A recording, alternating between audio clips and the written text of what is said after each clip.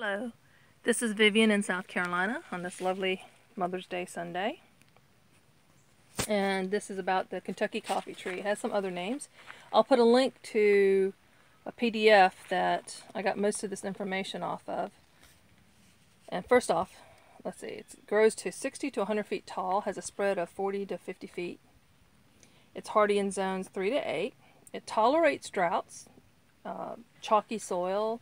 I mean, like any other plant, it likes good soil, but it will tolerate the really rough conditions, and it will even tolerate occasional flooding. It's actually used where they've strip mined an area and they want to keep the soil from eroding. These are planted because they do grow fast the first while it's young. That's why these are doing so well, that these are fast growing when they're young, up to 12-14 feet in 10 years.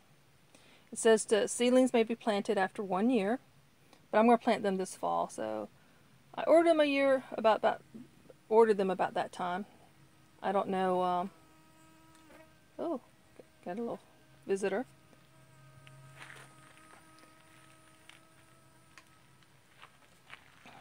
But I'll be planting them in the fall. The leaves, young sprouts, and seeds are toxic. So there's actually been where some cattle died from where leaves were in their water. These leaves were in their water and they died from it. So one of the recommendations, though, if you do have one of these on your property, not to destroy it, because they're actually becoming kind of rare. They're not exactly endangered, but they're not as prolific as they used to be. So they said to fence it off to keep, your livestock from getting at it. And they will grow in clumps. I can't find the information. That looks like there may be male, females to these trees. I don't know, but we'll see. I'm just going to put them across a line and see how they do over here. I'm not looking to propagate these. I'm not looking to get fruit from these, but it's kind of interesting. They are not invasive. I was worried because they were growing so fast they might be invasive, but maybe it has to do with the gender thing with them. But sometimes there'll be a patch of them because they'll come up from the root. So not so much the seeds. So that's probably what they did, is dug out some of the roots from around a tree for this bare root thing. But always check your local Department of Natural Resources or its equivalent in your area, and make sure that this isn't among their list of, don't bring these into the area trees. But they're not in South Carolina's list. So it's safe. I'm not bringing anything bad into the area.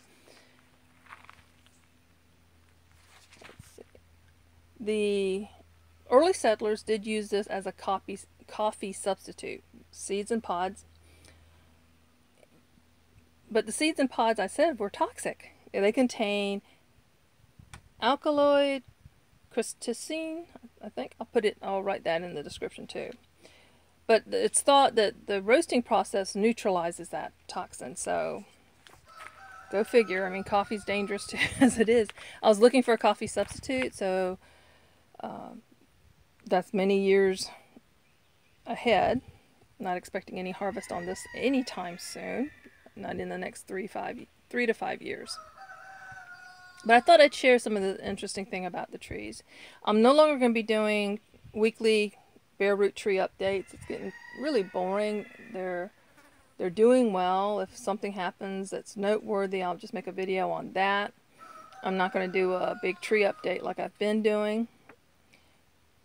So, I hope that you enjoyed this and learned something about it. And if you've got one, I'd be interested to see pictures or any experiences you've had with this tree. It is in the legume family. It is a nitrogen fixer. So it does have that purpose if you're interested in that kind of information and permaculture and such. I just think it's interesting. It's pretty too. I just the way these composite leaves are, how it does.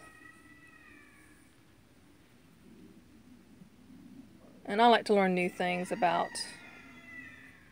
all sorts of stuff. So I found it interesting doing the research on this. Thanks for watching.